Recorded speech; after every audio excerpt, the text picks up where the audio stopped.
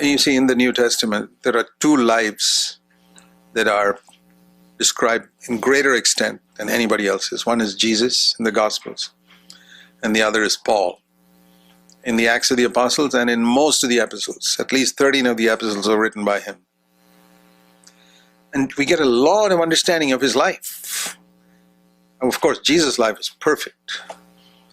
But then a lot of people say, well, most Christians, even if you understand that Jesus was like us and he was tempted like us, they still can't believe it's possible to walk like Jesus walked. It says that in 1 John 2:6. Every Christian must walk as Jesus walked, but they say, it's not possible.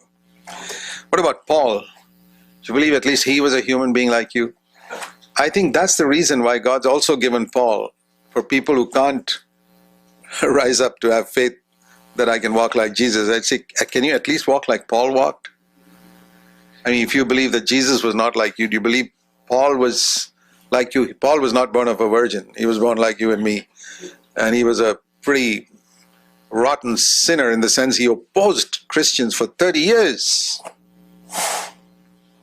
Certainly he was like us.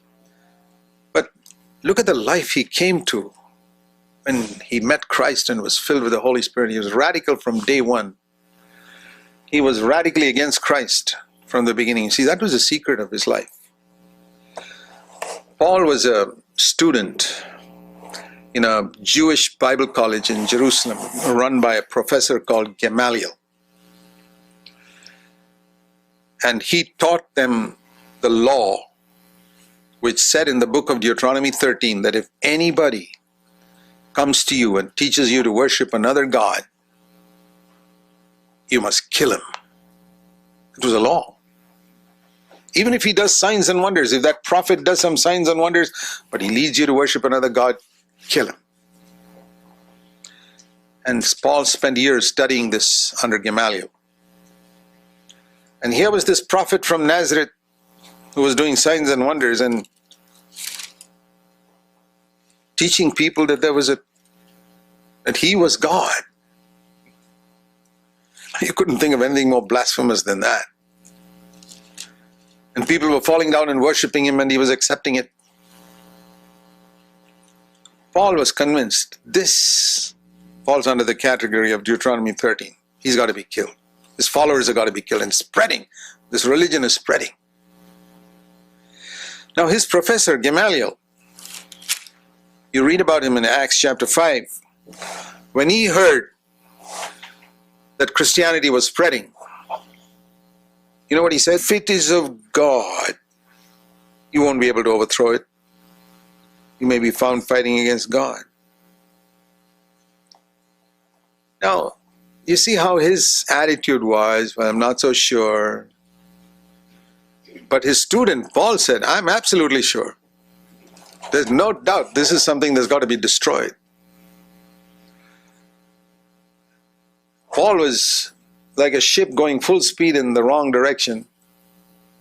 God could turn him around.